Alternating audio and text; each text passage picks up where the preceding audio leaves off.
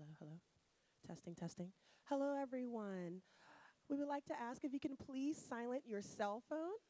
And also, if you are sitting in the back, will you please move towards the front? Thank you so much.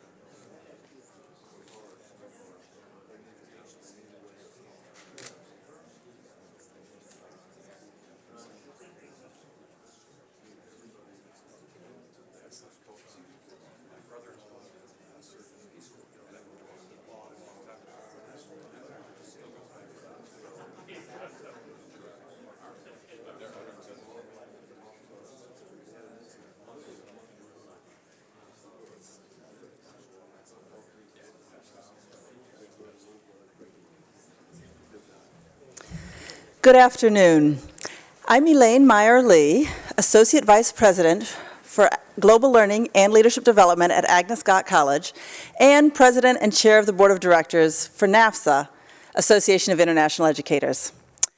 Welcome to one of NAFSA's signature International Education Week events, the 2017 Senator Paul Simon Campus Internationalization Presidential Panel and Awards Ceremony.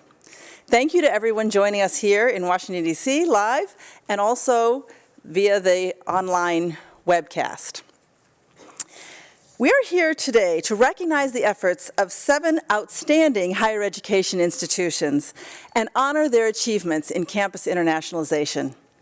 On the panel today, we are very pleased to welcome Bruce Harold, President of University of Iowa, Patrick Gallagher, Chancellor of University of Pittsburgh, Mary Schmidt-Campbell, President of Spelman College, John Thrasher, President of Florida State University, and Neil Smatresk, President of University of North Texas. I would also like to greet Dr. Esther Brimmer, my colleague, as the Executive Director and CEO of NAFSA, Association of International Educators. Dr. Brimmer will be our moderator for the panel today. As international educators, it is our privilege and our duty to make sure we create a welcoming and engaging environment for all of our students. As you all know, we are in a tight global competition for talent, and in order to make sure our institutions remain a top choice for higher education, we as educators and administrators must continue building bridges worldwide and showing prospective international students that they are welcome on our campuses and in our classrooms. Particularly during this challenging time when some in our nation would seek to close our borders and turn away talented individuals under the false claim that doing so will increase security, our important responsibility is to increase engagement with our colleagues around the world and to advocate for our students, who we know to be assets to our campuses and our communities and who make our country safer. Each of our efforts to diversify and internationalize our campuses paves the way for our larger goals of creating a more welcoming, engaged United States and strengthening ties across the international community. The institutions we are recognizing today are leading the way in achieving those goals. Whether through their work to fully integrate international education throughout their campuses or their innovative initiatives and programs that contribute to global learning, these institutions have showcased how international education is indeed an asset to every community. On behalf of NAFSA and the international education community, thank you all for recognizing the importance of campus internationalization to our campuses, our communities, and our country. And again, congratulations.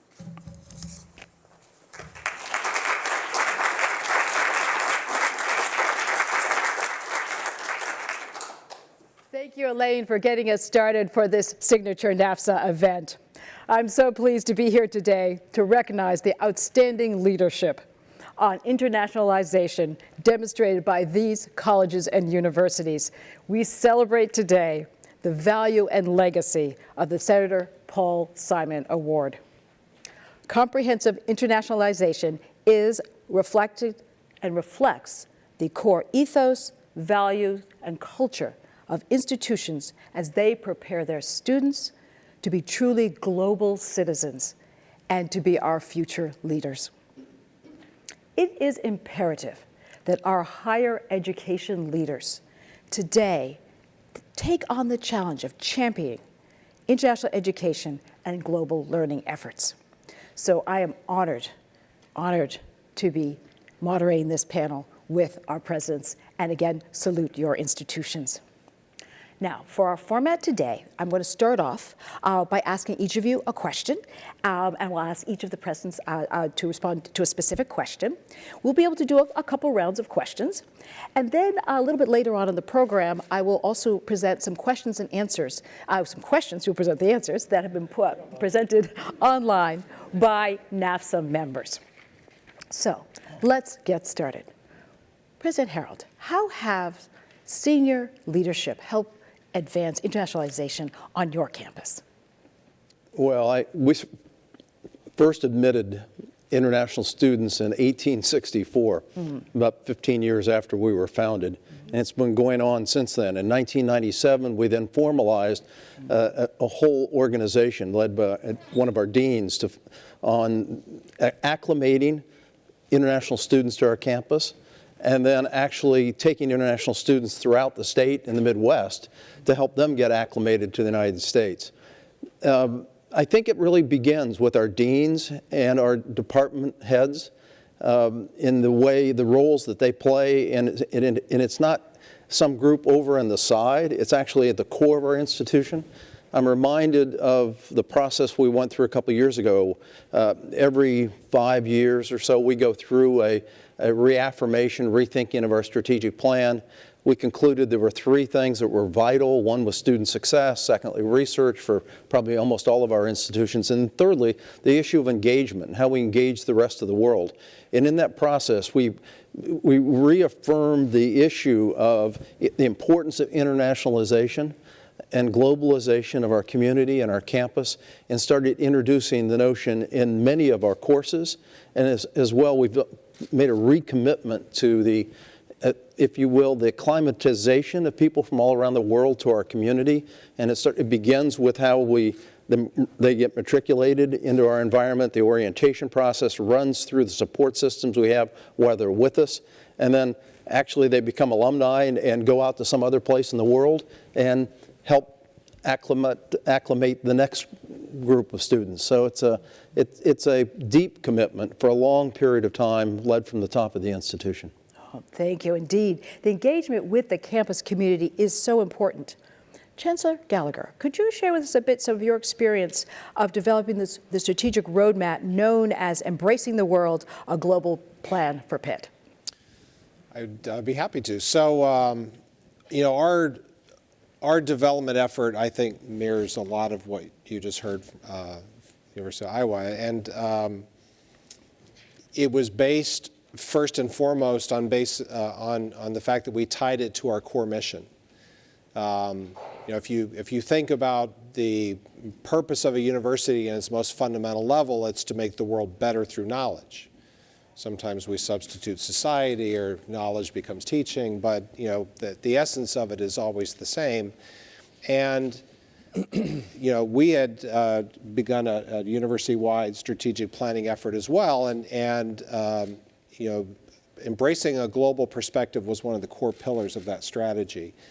The plan you referenced to was really the implementation side of that. So what does that mean to embrace sort of a global perspective in our teaching, in the student experience, in our research, in our impact, in our global reach? You know, universities run from the faculty and from the students. I always say they're upside-down organizations. Our job as administrators is to support that effort. And so we built that implementation plan going to the faculty and students and talking about, you know, how to advance this this goal. And it came down to a very, you know, simple idea of integrating the global perspective. We call it Pitt to the World and the World to Pitt. Being globally prepared, achieving global impact, and then having that infrastructure to carry that out. And you know, what I find, and I'm sure my colleagues would share this, the students and faculty have a natural global perspective. Mm-hmm. As soon as you walk away from that, you're basically asking them to limit themselves. Mm-hmm. So we had no shortage of help for people who wanted to jump in and realize this vision. It is quite interesting to see how each campus has developed its own way of realizing internationalization and developing its own plan. President Campbell, would you share with us some of your experiences with the Quality Enhancement Plan and how you've used it to talk about global issues and leverage support for internationalization at Spelman? Thank you. I first want to say how honored we are to receive the Paul Simon Award and to be here among our esteemed colleagues.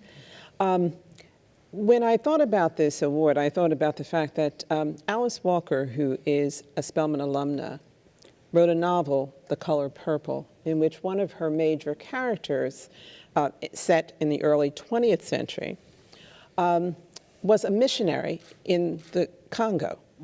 And this was not uncommon for Spelman students. As early as 1888, we sent our first student abroad to be a missionary. And I say that to say that that perspective of educating Black women to be present in the world has always been part of our value system. In the 21st century, it became important to us to institutionalize that. And we use the accreditation process and the QEP to, in fact, really instill that deeply in Spelman at the curricular level, in a way that made it part of a tenure track faculty member's portfolio going up for tenure. They could include their service in the international field. And we began to seek some serious resources and infrastructure to put around sending our students abroad and making sure that it was in all fields, in the arts and humanities, social sciences, as well as STEM. Indeed, indeed. As I mentioned, each campus has had its own distinctive approach to internationalization. So, President Thresher, if I may ask you to talk a little bit about the Global Citizenship Certificate, and particularly how that has enabled undergraduate students to gain crucial cross-cultural skills. Absolutely. Thank you very much. And first, I also join my colleagues in thanking you all for the incredible award. I'm just honored, we're honored, and so many of my colleagues are out here in the audience that really deserve this honor because of the work that they have done. That program is simply an educational program and it's really set up in about 3 phases to give actual course studies on global issues, things that are going on in the world today, to try to introduce them to some of the information that is out there in a positive way. They take courses, 2 elective courses, 2 regular courses, and those courses are designed to really bring them into touch with what the world is about today and understanding that there are some very, very complex issues in the world today. And then we actually try to give them hands-on experience. They could go to one of our 4 programs that we have. We have 4 programs, study abroad programs. They could do something actually on our campus, or they could do something in an internship someplace else. But it's all designed to give them that basic fundamental understanding that the world is shrinking. And as the world shrinks, it's imperative for us in the United States of America, I think, to really understand the global issues that are out there and how it impacts on us as a society, as well as the higher education aspects. Businesses, though, I will tell you, for our students who have done it, we've had probably 42,000 students that have gone through our programs abroad over the years, over a number of years. But they tell us that these students who have that background, who have that understanding of some global issues, are really better prepared as employees or further education opportunities. So it's a program we're very proud of. It's a certificate program, and one that so many of the students now on our campus are actually beginning to understand that they need to do that. They need to, just as the President said, they need to understand what's going on in the world, and we try to give them that base knowledge, and then hopefully they'll expand it themselves, beyond that. Indeed. Every program starts off as a great idea. President Smatresk, how did the Heart of Mexico program first develop at the University of North Texas? Well, first, like my colleagues, I want to thank the Paul Simon Award and NAFSA for recognizing us. And what we're being recognized for is just a little bit different. We are a comprehensive university of 38,000 with significant international engagement. But this program, the heart and soul of it, stemmed from Thorne Anderson, who's sitting out there next to my wife, and his partner, Professor Martel, from the University, Autónoma Universidad de Estudios Mexico, the Mexican State University. This program was developed with a specific approach to culturally emerge students from both Mexican universities, particularly UAEM, but others joined in later, and from the University of North Texas in journalism, and took advantage of our deep strengths in narrative journalism. We have a long history of narrative journalism. We have a long history of literary nonfiction. And those combined created an idea that Professor Anderson had around how you can take students who can learn cross-cultural competencies, who can in some ways celebrate the deep connections and the historic connections between Texas and Mexico, and tell stories about small towns in Mexico that have experienced in some ways significant trauma. And so the students didn't necessarily have to speak Spanish. The students from Mexico didn't necessarily have to speak English. And unlike most study abroad programs, this wasn't about tourism and language acquisition. This was really a deep dive into culture. And so the students lived out in villages in an immersive experience.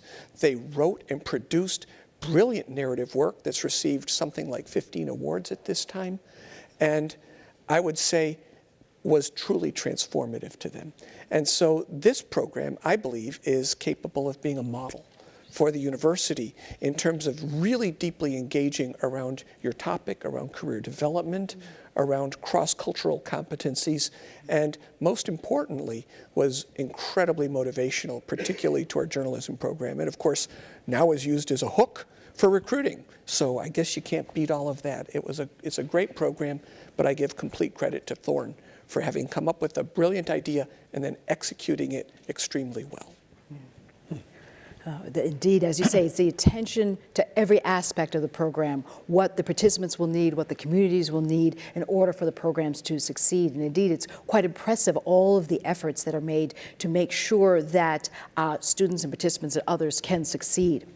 President Harold, may I follow up on your point earlier about the important support services that you provide to students, that you're thinking about what they will need on campus, whether it is personalized career services, whether it's individual group mental health, that you're really looking at how students will be able to be comfortable on campus and to meet their needs. Could you tell us a bit more about that? Sure, I'd be glad to. Thank you. I think about it as a life cycle. I mentioned earlier, it begins even before they matriculate. So they come into a program where we orient our students in general, but also importantly our international students, specifically getting them comfortable with the rhythm of the day-to-day life on our campus, the buildings, the support systems we have. So we spend a lot of time before they even touch their first class, making sure that they understand what they're getting themselves into, and we also try to understand their own specific needs. Then as they're into our various programs, we have been expanding rather aggressively our counseling services. And so we have a whole set of counselors who actually can interject themselves as needed into the students' lives. Many of those counselors have been international students in some other part of the world. They speak a number of different languages so that the students can feel comfortable. Then we have cultural houses in our campus, and particularly some international students join those houses where they can be with people from similar backgrounds for a while, but then we encourage them to get back out into the broader campus. Then we have in our international support system, we actually have people who track how they're doing academically and will intervene if they see them getting a little bit off track. And those are early warning systems, sort of alerts, if you will, that we can then step in and say, what's going on in your life? What help do you need? And as appropriate, we can connect them either with the counseling or academic tutoring and mentoring and the like. And then, as you suggested, we have a whole center, our Pomerantz Center is for career guidance and counseling. And in there, particularly for international students, they need to understand the work environment in the United States culture. And so we spend some time for those that are going to stay in the United States, making sure they understand what they're getting themselves into in the work environment. For some, we actually do prep and interviewing and how to prepare a U.S.-based, if you will, CV. And then we get them wherever they go, here in Washington, D.C., London, whatever part of the world, we try to connect them with an alumni network so that, again, they have, as they go back into the workforce, a connection of Hawkeyes that they can relate to, and provides a broader network for support. Indeed, indeed. Indeed, it's quite interesting that you're able to then connect the work in these particular programs with the overall missions of the institution. Chancellor Gallagher, it is interesting to note that, of course, Pitt has 4 Department of Education Title IV National Resource Centers. You have a real commitment to multidisciplinary international scholarship. How does that existing commitment connect to your work on internationalization? I would say it's pretty foundational to our effort. Those programs, those international studies programs are in many ways the heart and soul of our global programs. They go back for the University of Pittsburgh into the early 1960s, and faculty-led type initiatives that created focal points, bringing together language, international studies, international collections, fostering scholarship across the academy. I think today, at least 550 of our Pitt faculty touch at least one of these centers in all that they do, and they're a powerful vehicle for integrating, as I said, the language programs, the support for scholarship, the student programs, providing for new types of courses. And the Department of Education, through this program, which was really designed to foster U.S. global competitiveness, provides vital support. With those 4 programs, that's a significant level of resources that come in. Some of these programs have been steadily funded since the 1970s. So, within the university, when you look at, again, a comprehensive global or international program, they are always at their healthiest when they are tied into the core things that you do. Our international studies programs, because they tie directly into the academic missions and bring all of our schools and departments into play, they really do provide sort of that home base for our program. Indeed. President Campbell, as you've noted, of course, Spelman has a long history in international outlook. I wonder now, how do you think about how you measure progress, particularly with students? What markers do you look for to show that they're succeeding in this area? I mentioned that we are very fortunate to have a really terrific infrastructure on Spelman's campus that helps our students identify what it is they want to do abroad, what problems they may want to solve. And I want to acknowledge my colleague, Dr. Dimeji Tagunde, who runs our Gordon Zito Center, which is the heart and soul of our study abroad program. We measure our progress in many different ways. For one, since 2012 to now, we've had a 102% increase in the number of students who study abroad, and we now are in the top 25 colleges in terms of study abroad. So that's one measure. But the real measure is what President Gallagher mentioned, and that is how is it integrated into a student's sense of their studies and their sense of themselves. So we have a wide range of opportunities. So we've had students in environmental studies who've gone to Accra to study water safety and water conservation. I have a student who is a political science major who has gone to Germany and has become expert in the study of African Americans in Germany. STEM students who study specializing in neuroscience, who have done research in a lab in Strasbourg, France. But all of this comes, these possibilities come because we have advisors who are willing to talk to them, find out where are they in their studies, what is their interest, and where in the world will they find the fulfillment of their interests, and perhaps even identify a subject area that's going to stay with them for the rest of their lives. Indeed. They find that commitment. Is it interesting to look at these sorts of international partnerships that support the programs? So, President Thrasher, if I were to look at FSU, I notice you have a branch campus in Panama. How does that campus and the exchange help support work on Latin America? Well, the history of that campus is that in 1957, the government asked us, because of so many U.S. military folks over there in Panama, and as well as civilians, would we create a campus over there? And we did. It was started in 1957. Today it's flourishing. It's one of our 4 campuses that we have abroad, including Valencia, Florence, and London. And that campus is probably the one that we get the most exchange between people who are from the Panama area and other countries. I might add 30 other countries send students to that campus, as well as the United States campus. So it's an incredible program. We have about 450 students, active undergraduate students there, about 75 actual permanent faculty there. And it's a huge exchange between us and the Panamanian government.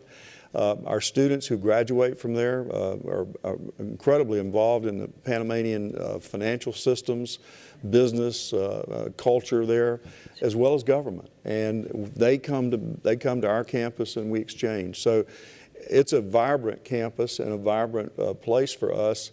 Started historically like that. In 1999 is when we had, of course, the reversion of the canal, and they continued to ask us to stay there. And I think that's a compliment to Florida State, but a compliment to the Panamanian government also. So it's worked well for us, and we cherish that relationship.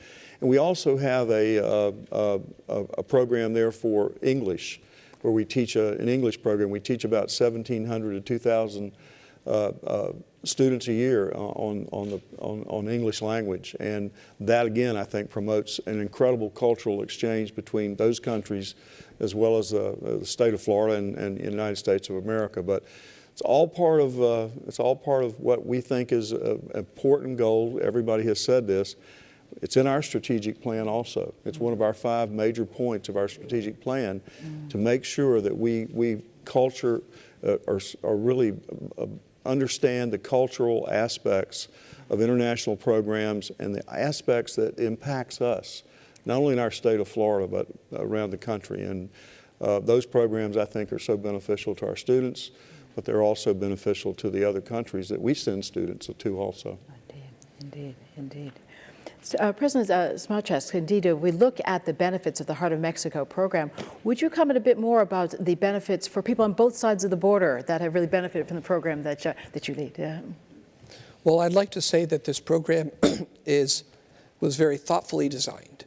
And what do you do when you're trying to benefit your students? Well, you hope at the end of the day they stand out when they enter the job market. You hope that they have a great portfolio of professional experience. You hope that they have something that kind of makes them unique. And especially in the area of journalism and narrative journalism, they've got to be able to tell a story. And, little quick assignments don't necessarily let them develop their storytelling skills, but a deep immersion does. And so what I saw and what I am seeing still with the spirit of this program moving forward, and now other programs are starting to pick up the concept and use it in their disciplines, is that they develop a body of work. The work is posted to the web and maintained. They use it for their portfolios. It is unique, inspiring, and extremely high quality. And in fact, again, about 15 awards have been garnered by our students as a result of this work. They're being placed, but it's also broadening their horizons. When you say journalism, most people think print. But in this case, we've got students who are moving out into social media, into narrative filmmaking, into production. And we even have students who are coming back to the university and going, gosh, I probably better learn Spanish a little better. And bilingual is a hugely important skill, particularly in Texas, but on a global basis. So these students are really working well together. They're really developing their skills, and they're making us proud. They're coming back to grad school.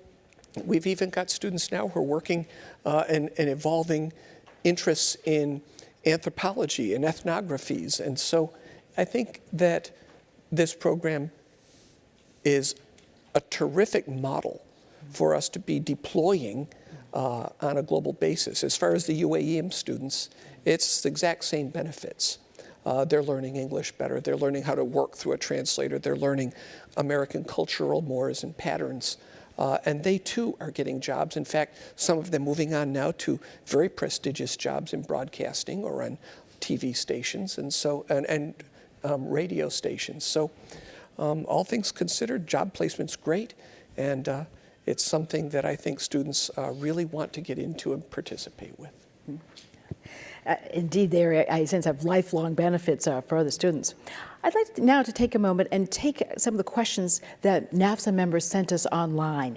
And these are for anyone who might like to jump in and answer. You've really, in each case, of course, embedded internationalization into your campuses. And we've talked a bit about how you've reached out to the communities around you. How has you seen the types of programs we've been looking at? What effects have they had on the communities around your institutions? I'd be interested just in different places. How have you reached out to the communities around you, and how have they benefited from the internationalization that's going on campus? Well, I can give a couple examples come to mind, where this again, starting with a global perspective, this sort of no borders, no boundaries kind of thought process. That's kind of what you're after, is almost like a core value. A couple of schools and departments have really jumped into this with both feet, and I would say it's had a powerful effect on those programs. So our engineering program is a good example. So Pitt has a very robust study abroad program. I think I was reading the magazine, many of us have done similar things. Most of ours are faculty-driven Pitt programs. We send about 2,000 students abroad every year. I would say at least 10% of our student body has done some form of study abroad program. In engineering, that number's almost 45%. It's very deeply ingrained in the program. And it eventually led to a collaboration through our Asian Studies Center and the formation of a joint engineering program with Sichuan University to bring sort of U.S.-style engineering education into the Sichuan province, and to really have their schools sort of showcase this Western style of teaching. That program now is in its third year, and we've now seen some of the students coming back in. And what's exciting about it is it's really global from both directions. So for the Chinese students who come into that university, it's a joint degree program. So they're learning the same curriculum. It's taught in English. We teach them about Pittsburgh. They learn about the mascot, about pierogies, all the things that you would.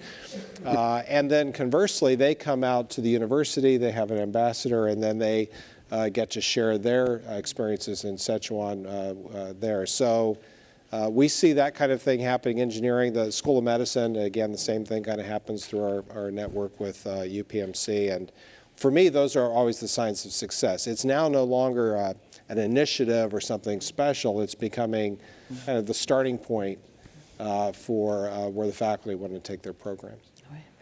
We do something similar but more local, I suppose.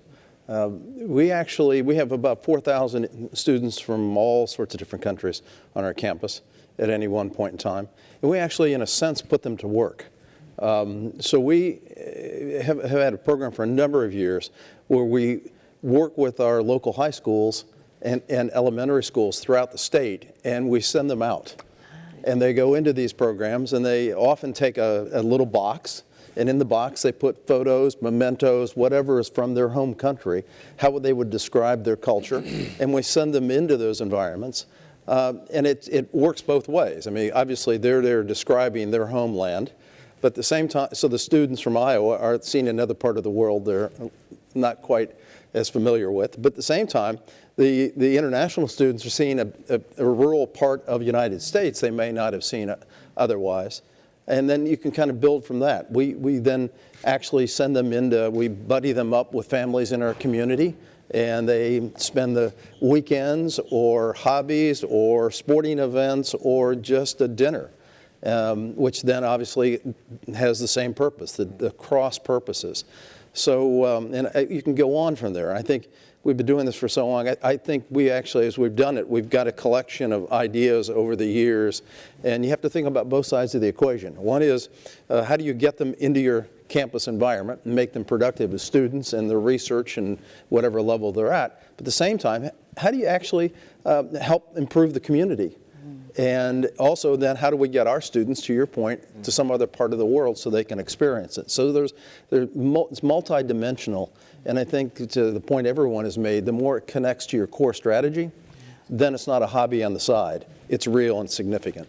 I think a profound impact that our program has had has been in the global STEM part of our project. And that is because the practice of science is inherently global. You can't be a real scientist without understanding what's going on all over the world. And I think when we began to send our students abroad specifically to do research projects in other countries, that was when they began to understand something fundamentally about the identity and practice of science. And when they came back, also what we began to see is that their understanding of themselves and their relationship to the world began to change as well. And so I think this is part, when we're talking about, particularly for a women's college and for a Black women's college, it was not just the study abroad, but being able to offer a new dimension to them in terms of their own possibilities. It won't take a long time, but we have a facility at our campus called the Globe, believe it or not, and it's for that reason. It's a global place that our international students come, our other students come there also, and they exchange ideas. We have all kinds of opportunities for conversation, for exchanging ideas, for socializing. We also have a very vibrant, in Tallahassee, believe it or not, a very vibrant lifelong learning community. Oh, yes, yeah. Because we're the capital and a lot of other things. There are 2 other universities in Tallahassee.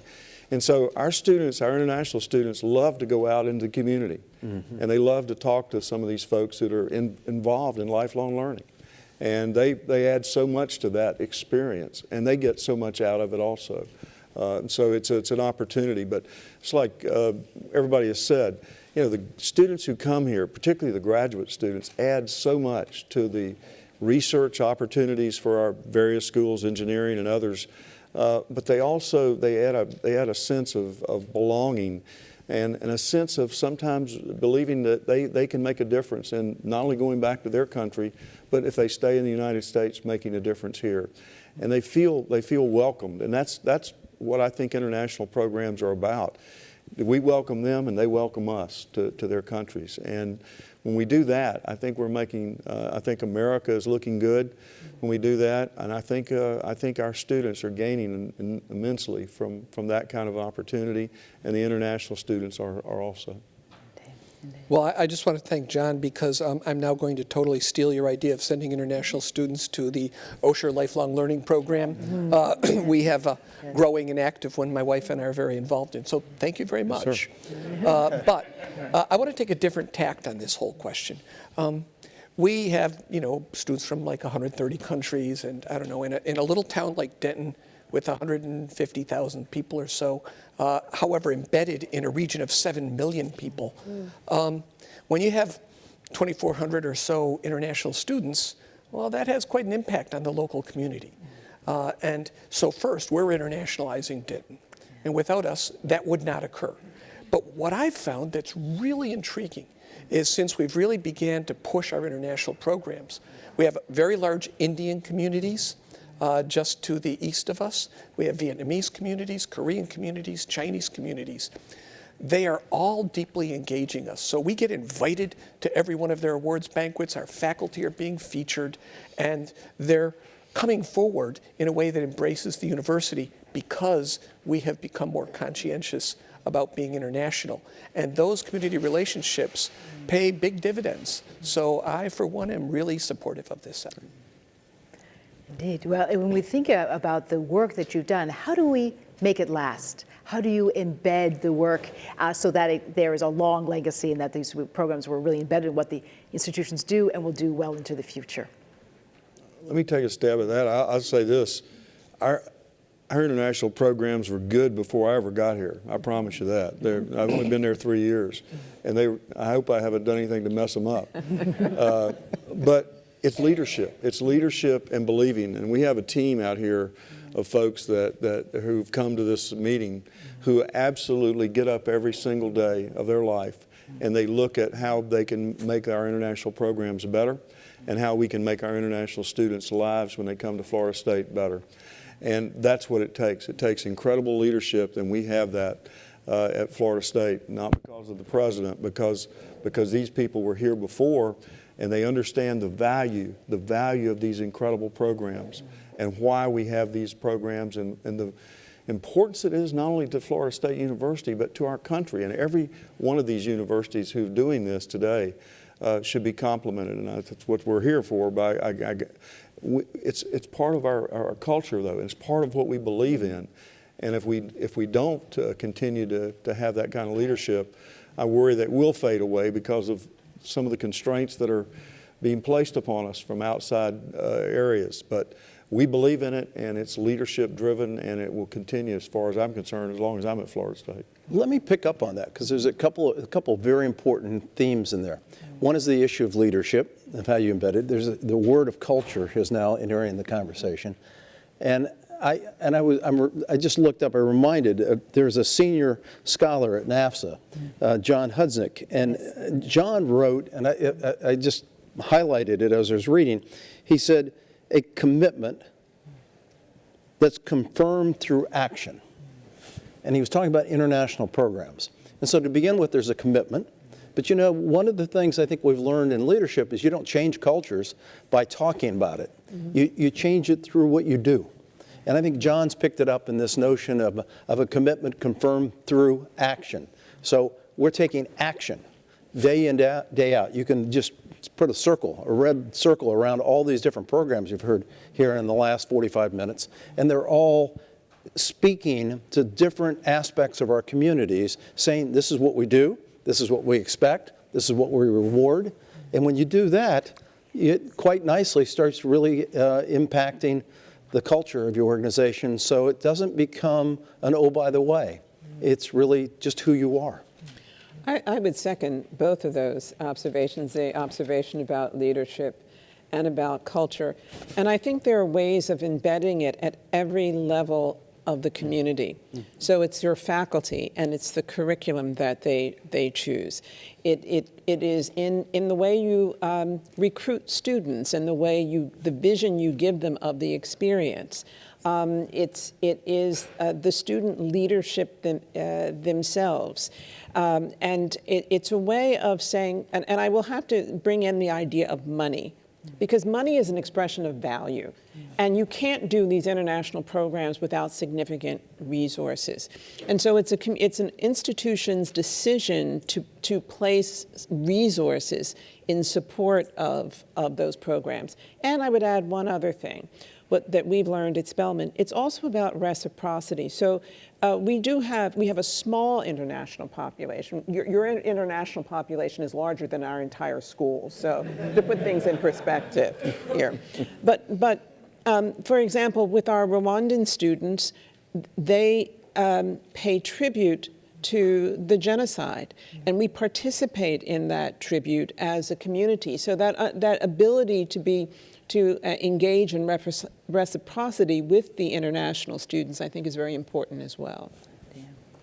I guess I have kind of a different take. The tone of the question kind of implies that it's a struggle to make this a lasting legacy within the university. And I have to say, I just don't resonate with that characterization. I would almost pose it the other way, that if a university seeks to be at the forefront of human knowledge, if it's trying to attract talent, the most talented people that you can find, and put them in a community and then expand that boundary of knowledge and create opportunity, then anything less than a global perspective is a limitation on that mission.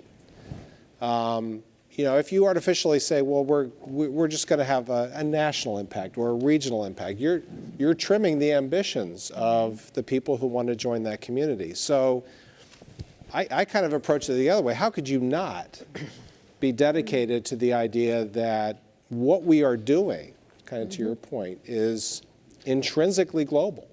We're dealing with fields of study, with professions, with knowledge, with opportunity that are, part of the human condition. And I think if you start there, then all of a sudden this is now part of your core mission. And it was actually always there.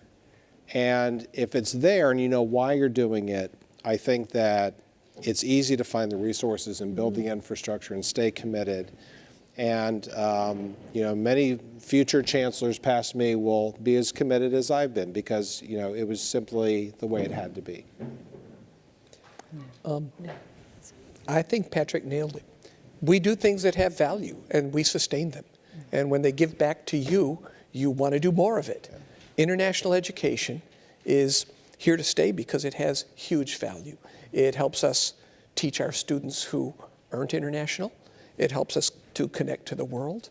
It's part of a revenue source. It's part of a student population. It's deeply part of our mission to embrace different cultures and include them in what we do. I don't know why anyone would want to stop. It's sustainable because it's good. We just have a few more minutes. Is there any final message you'd want to deliver to your various stakeholders, whether students, faculty, alumni, community? Any final thoughts you'd each like to share with all the people who support your institutions? Well, I'll start. First of all, I want to also thank NAFSA for this significant moment in putting a spotlight on these types of programs. Our institution is proud to receive this year's award along with our other schools here on stage, but just pausing for a moment to reflect on the importance of this is, I think, an important gesture. Thank you to NAFSA. I'd also like to thank our Dean Downing Thomas, who's here in the audience, because like my colleagues have said, I just kind of show up and we get the opportunity to talk about this.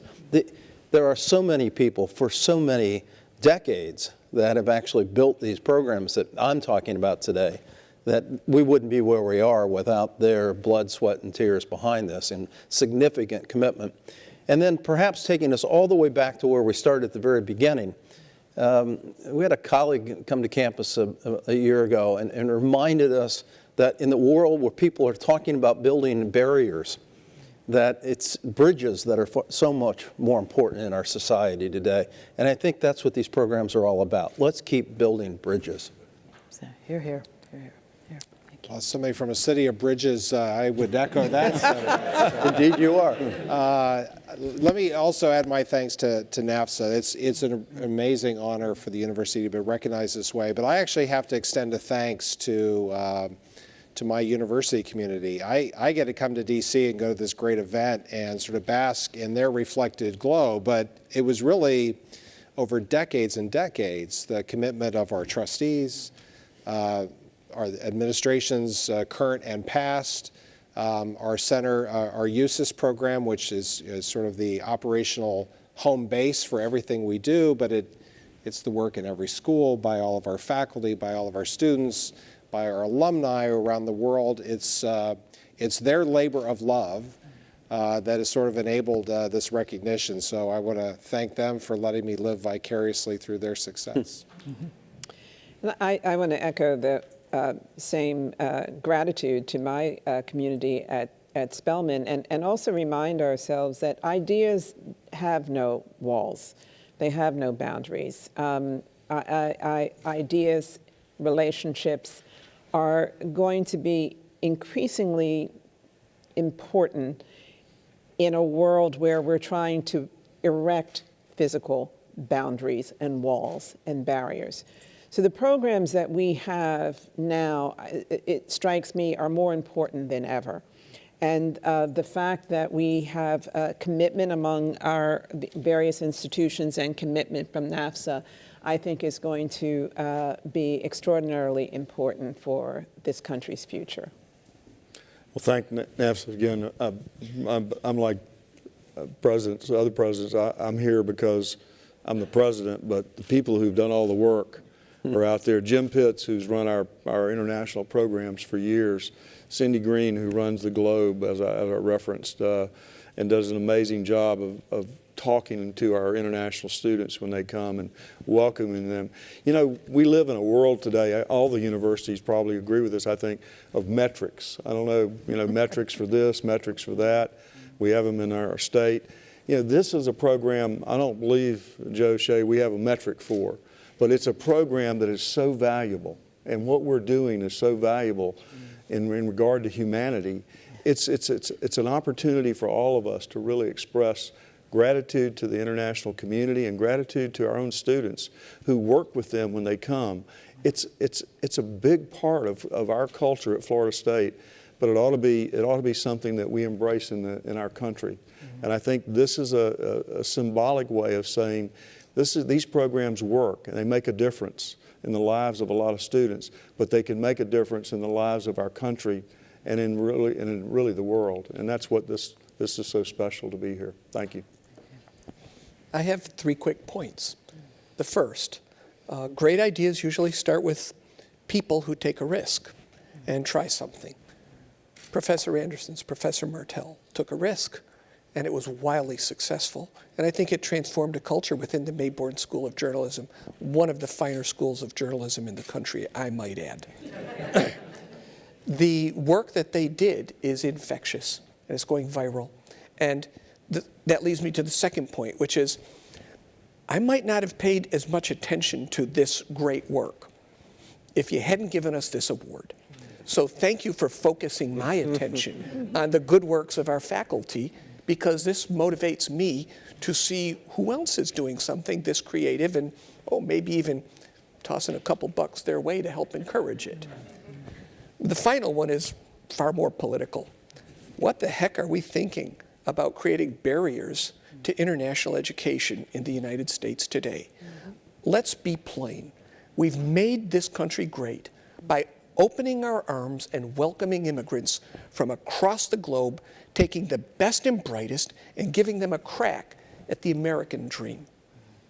Why would we ever want to stop that? Let's get the green card and attach it to every student visa, and let's do something bold.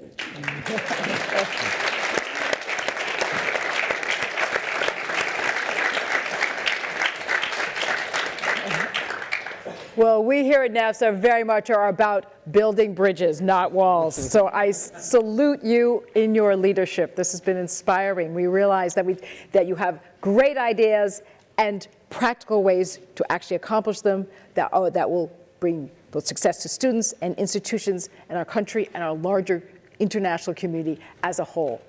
I also would like to say, I would pick up on the theme to say that I get to sit in this chair, but there's a great membership across NAFSA cares deeply about internationalization and supports this work, and a fantastic NAFSA staff. Thank you for pulling all of this together and the hard work that you do. So again, please join me in saluting the presidents, and I will turn the stage back over to NAFSA President Elaine Meyer-Lee.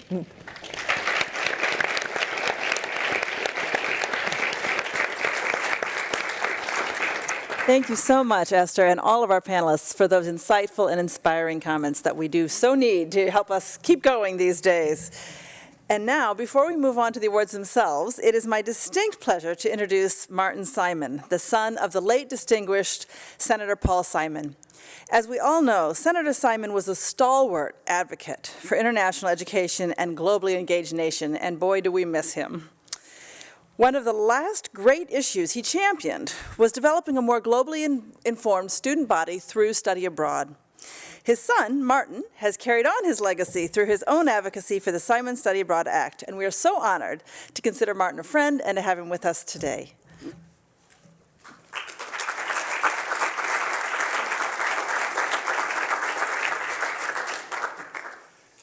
Elaine, I thank you.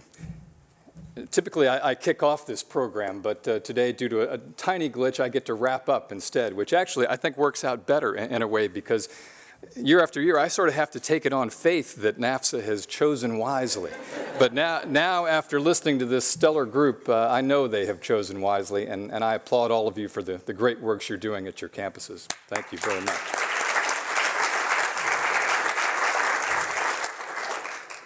When NAFSA came to me 14 years ago now and proposed the creation of this award, it was immediately a no-brainer for me.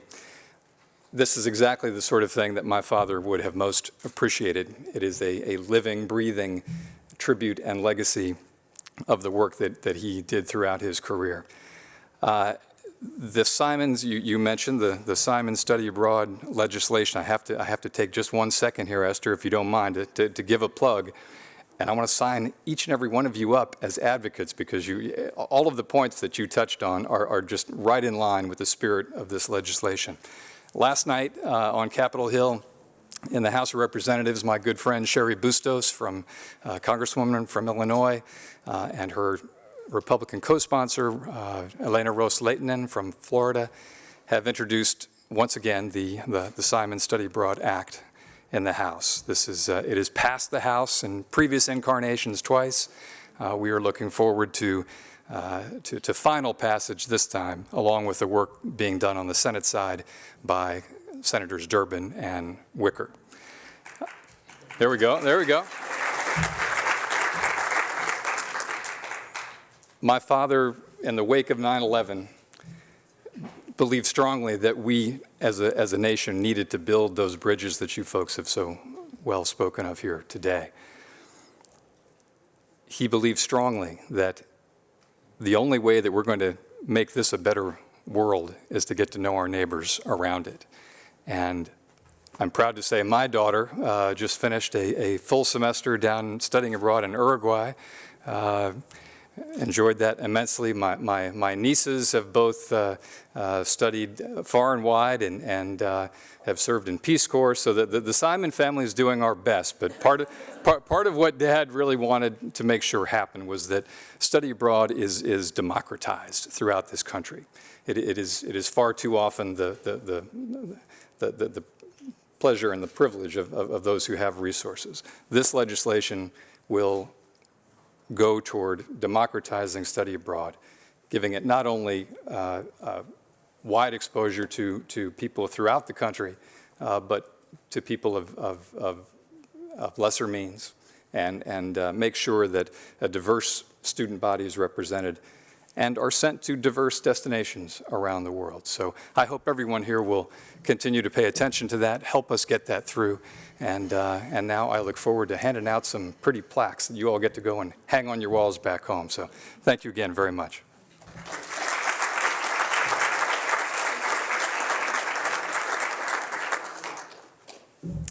Thank you, Martin.